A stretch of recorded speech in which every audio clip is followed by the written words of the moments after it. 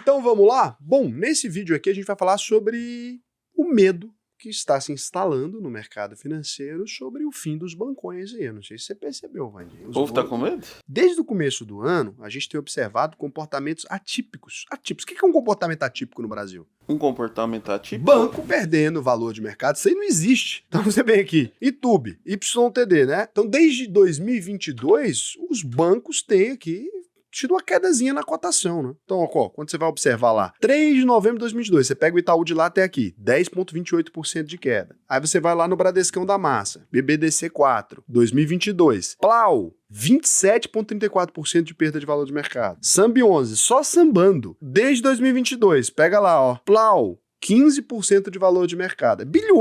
Bilhões com B, dá bilhão, como diria o Ciro Gomes. Sumido. Será que tá vivo o Ciro Gomes? Banco do Brasil. Pega lá, abraço Ciro Gomes. Banco do Brasil não. Ele é uma exceção. Banco do Brasil pega lá, 22, pra cá, Plau, 21,71% de alta. Então, fora o Banco do Brasil, os outros bancos, eles estão enfrentando aí determinados desafios, né? Ah, Raul, e o Nubank, eu falei bancão, né? Mas aqui a gente pode olhar também os bancos de beira de esquina. Então, vamos lá. Um ano atrás, então, 2022, o Nubank também tá fora da curva aí, banquitos. Então tá aí com 43% de alta, porque ele tinha tomado aquela marretada, né? Ele tinha caído lá no começo, depois ele acabou voltando. Banco Inter, o BID. O Banco Inter também foi embora do Brasil recentemente, então tá em outro movimento, mas lá desde novembro aqui de 2022, ele estava em novembro de 2022, ele estava afundado, então ele acabou pegando até uma altazinha também, Bidu, deu uma altazinha aqui. Agora, então os bancões a gente tem percebido que eles estão ali frenéticos num problema grave, tá quase virando um problema emocional, né, o problema dos bancões. Isso, o que aconteceu agora que pode jogar aí, que deixou o pessoal mais preocupado, que agora é a pá de terra na cara do defunto banco, né? A Câmara aprovou um limite de juros do cartão de crédito aí do rotativo para 100% ao ano. Aí bateu duro. Então é sobre isso que a gente vai conversar aqui hoje. Antes de mais nada, que é um Sardinha Raiz, já deixa aquele likezinho na confiança, porque você sabe que o vídeo vai ser bom, vai ser explicativo. Agora, você que não é um Sardinha Raiz, chegou agora, né? Você vai fazer o seguinte, não deixe o seu like, segura sua mãozinha, considere se inscrever e deixar like no canal se o vídeo te agregar, te trouxer algum conhecimento que você ainda não tinha.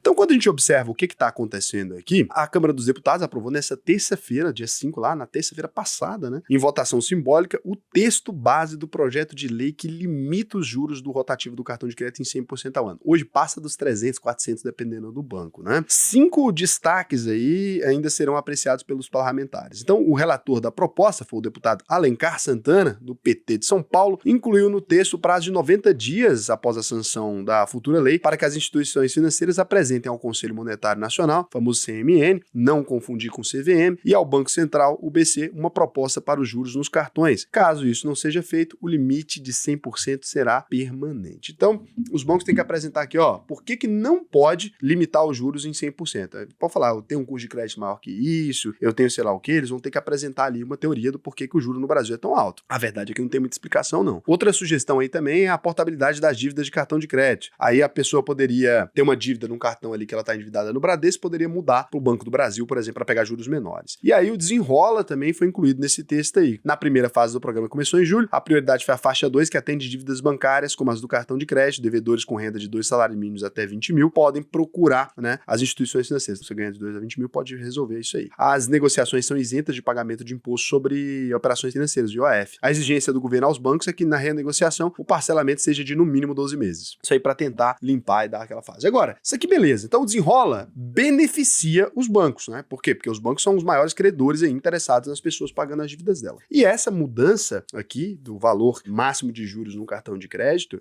ela modifica muito a situação, porque os bancos cobram esses juros gigantescos aí, gigantescos mesmo, maiores juros do Brasil. 400 por ano, às vezes, né? Às vezes 350 por ano, 400 por ano, e teria que diminuir para 100%. Raul, é muito 100% ainda. Pois é, mas para quem está acostumado a cobrar 400% de juros, isso aqui é um valor muito menor. Aí quando a gente observa, então, o que a gente deveria olhar? Antes da gente falar se isso impacta os bancos ou não, o que a gente tem que olhar? Analisar as empresas. Quanto que os bancos ganham com isso? Então aqui, para a gente entender melhor esses relatórios dos bancos, etc., eu decidi pegar aqui quanto que eles realmente ganham com os cartões de crédito. É um pouco difícil a gente separar, porque o cartão, ele tem a emissão do cartão e a adquirência. A adquirência ali, quando a gente passa o cartão num comércio, etc., os bancos ganham algum valor com aquilo. Sim, eles ganham, né? Mesmo que você pague o mesmo preço, tem uma diferença que é cobrada do lojista. E a gente tem aqui também a emissão emissão dos cartões. Então, existem as taxas que a gente paga para manter um cartão de crédito, você tem anuidade, essas coisas ali. Existe receita em todos esses lugares. E ainda existe essa receita que o banco ganha com a concessão de crédito. Essa receita específica é mais difícil mensurar o impacto, porque ela é uma receita que você vai ter ali misturando cheque especial, cartão de crédito, empréstimo pessoal, empréstimos de todo tipo, tanto para a pessoa jurídica quanto para a pessoa física. Quando a gente vai observar, então, os números aqui, dos cartões de crédito especificamente, olha só, né? Essa receita não mexe em nada. Cartão de crédito e débito, por exemplo, da receita de serviço é o que mais dá dinheiro. A emissão 2,9 bi, né? E a adquirência 1,2 bi. Isso aqui é do Itaú. Então, quando você observa aqui o Itaú, essa receita não mexe em absolutamente nada. Quando você observa do Bradesco, as rendas de cartão 3,6 bi aqui, conta corrente 1,7 bi, papapá. Então, quando você observa aqui essas rendas de cartão, 3,6 bi, direto ali, né? Isso no segundo trimestre de 2023, agora bem recente, pra gente ter uma ideia. Isso aqui também não mexe. Então, quando a gente observa o Santander, a mesma coisa, cartões 1,3 bi ali, né? Diretão, receita de prestação de serviço, tarifa bancária. Então, esse dinheiro eles continuam ganhando. Aí, é claro, pode mexer na taxa de juros, vai mexer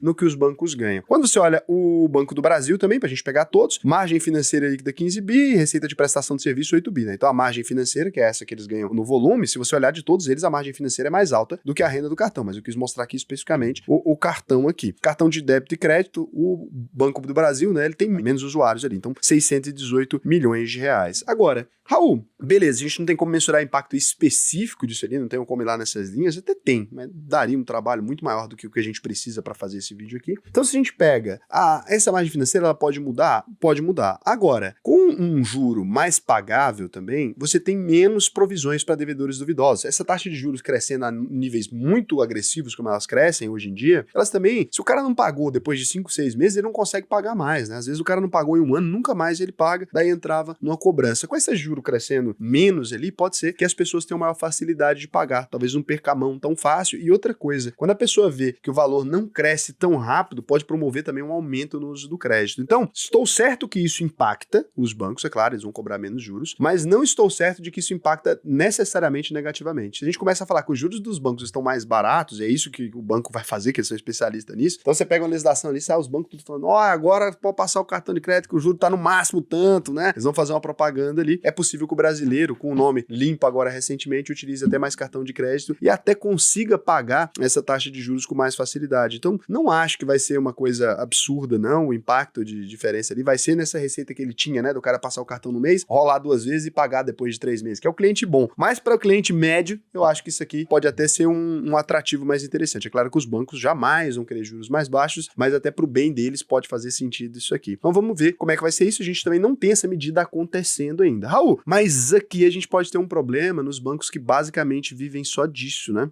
Então, por exemplo, quando a gente pega o Nubank aí, por exemplo, tá só receitas de juros, ganhos e perdas sobre instrumentos financeiros, receitas, tarifas e comissões, 368 milhões, né, de dólares, aqui tá em dólares aí. Então, o Nubank tem um relatório muito mais simples. Então, agora, para os bancões, eu acho que isso aqui não vai ser tão complicado. Agora, para os bancos mais digitais, etc., eles têm taxas de juros muito altas e eles vivem ali de clientes que realmente passam basicamente cartão de crédito, porque eles não cobram receitas de tarifas, eles não têm tanta conta CNPJ, eles não têm ganhos por serviço muitas vezes. Então, assim, eles não cobram basicamente nada, são bancos que vendem essa divulgação. E aí, para esses bancos, eu acho que a coisa pode ficar um pouquinho mais complicada, né? Se você tem ali uma mudança na legislação que não permite um juro extremamente alto, para esses bancos pode complicar. Banco Inter, Nubank e tal, porque eles vivem praticamente desse juro aí. Eles não cobram nem taxa, muitas vezes, de anuidade, nem nada, então eles não têm essa taxa de serviço tão forte. Vamos ver como é que vai se enquadrar isso nos próximos meses, mas assim, a princípio, a gente não pode se guiar por notícia. Para mim, não mudou absolutamente nada. Quando eu olho para os bancos aqui, continuo achando extremamente atrativos. Isso aqui é uma linha de receita que pode ser importante dentro da margem financeira dele ali geral, mas não vai ser uma coisa que vai quebrar os bancos, não. E por outro lado também, o Brasil deu um belo reforço para os bancos aí com esse programa de desenrola e pagar dívidas. Vai servir ali para esse povo se endividar nos próximos 4 anos, vai dar muito dinheiro para banco ainda. Então, é difícil o banco perder dinheiro no Brasil, até porque eles mexem na própria legislação ali, né? Se eu fosse um teórico da conspiração, agora a fonte data...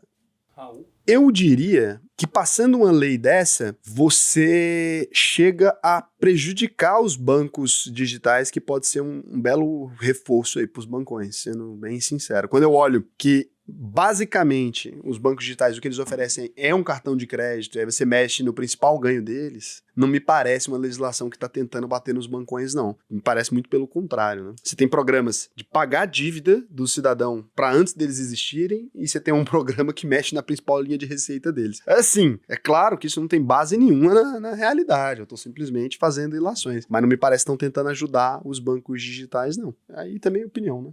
Fica aí a minha opinião. Continuo investindo tranquilamente, eu tenho o Itaúsa na carteira, tenho o Santander também em carteira. Continuo investindo tranquilamente, inclusive aproveitei essas quedas mais recentes aí para investir bastante. Acho uma excelente janela de oportunidade para investir nos bancos. Poucas vezes na vida eu vi banco perder dinheiro no Brasil. É isso, né? Então, continuo acreditando aí que os bancos são ótimos investimentos. Se você quiser aprender a investir, a fazer uma análise mais pesada, né? Uma coisa para você formular a sua carteira de investimentos da maneira correta, o que eu vou te indicar é auvp.com.br, clica aqui no botão faça sua análise de perfil, tem turma nova começando por agora, você pode ir lá e me contar como é que tá a sua vida financeira e tal. Se você for aprovado nesse processo seletivo, você vai aprender a investir comigo, na minha escola de formação de investidores, eu mesmo vou te ensinar a investir no Brasil e no mundo inteiro, e aí você vai aprender a analisar isso aqui, muito mais profundamente, né? Raul, mas eu já invisto há 15 anos, faz sentido pra mim? Porra, pensa na coisa que faz sentido. É a UVP com sistemas todos e tudo que a gente tem aqui, até porque a gente tem nossa própria plataforma de investimentos, né? Sua rentabilidade aumenta só de virar aluno da UVP. É lindo. Então, pode ir lá e detalhe,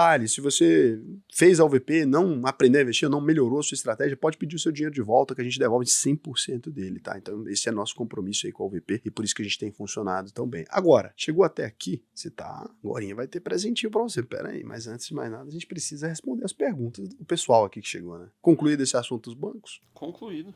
O que a gente faz com o banco? Compra. Agora é uma pinga com a dominga. Se me pergunta, eu lhe respondo, eu tomo pinga cada domingo dançando e curtindo o funk e não consigo nem...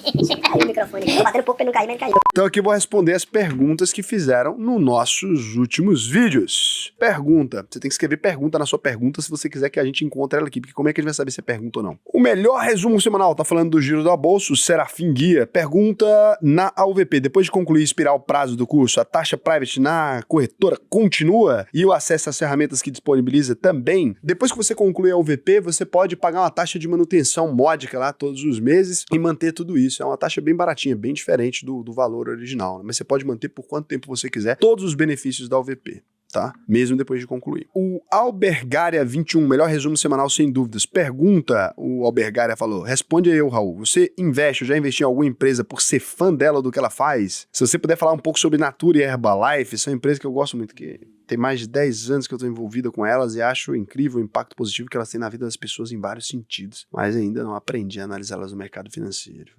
Seus vídeos têm ajudado bastante a entrar na UVP, se tornou uma meta para mim, que se multiplique seu sucesso. Então, não considero se eu sou fã da empresa ou não para fazer investimentos. A empresa que eu gosto muito e que como investimento eu acho investimentos ruins. Por exemplo, eu gosto muito de Teca. Os roupões falam aqui sempre, a empresa é horrorosa na bolsa. Então, não dá. Ter um produto de qualidade pode ser um quesito para você investir na empresa. Agora, o que você precisa observar nessas empresas, não dá para responder aqui em 1 minuto isso, mas o que você precisa observar nessas empresas é se elas são lucrativas, se elas têm lucros consistentes, etc. Vamos dar uma olhada em Natura? Natura é uma empresa que a gente pode dar uma olhada aqui, ó, NTCO3, então. A Natura não distribui dividendos, vamos observar aqui receitas e lucros dela. Ó, sem a gente voltar muito no histórico aqui, em 2019 ela teve 14 bilhões de receita e lucrou 155 milhões. Já em 2020 ela tomou um prejuízo de 663 milhões de reais, mesmo com a receita muito maior, faturou muito mais e vendeu muito menos. Em 2021 ela voltou a lucrar, 1,14 bilhão de lucro, em 2022 ela reprovou aí e não passou de ano, 2,86 bilhões de prejuízo. Isso aqui significa que a empresa tá mal das pernas e tal? Não, pode ser que ela tenha feito aquisições estratégicas, etc. Mas tem um critério que eu respeito muito, que é o não investir em empresas que não têm lucros consistentes. Então, eu já não investiria em Natura por conta dessa questão, né? Eu já não investiria em Natura mesmo. Mas ela tem um baixo endividamento, é uma empresa, de certa forma, que você consegue ver, ó, dívida bruta pelo patrimônio, dívida líquida pelo patrimônio também, é um endividamento baixo, só que ela não tem lucro, né? Como ela não tá tendo lucro. É um tipo de empresa que, se não tem lucro consistente, vocês sabem, há mais de 10 anos, pra mim, nem entra na questão. Herbalife eu já não investiria de jeito nenhum mesmo. É uma questão minha, já é até pra mim uma questão... Cara, não posso falar o que eu penso da Herbalife, eu vou ser preso. Então, não vou nem comentar, mas é isso, eu não invisto em Herbalife. Bom, a frase que fica desse vídeo é: banco no Brasil nunca viu prejuízo. Então você vai comentar isso aí, se você chegou nesse vídeo até o final, para concorrer a um presente. Quem ganhou o presente do vídeo anterior foi, tá aqui o comentário dele. Então vai sair aqui o nomezinho do rapaz. Então, beijo pra vocês da moça. Beijo pra vocês, tchau.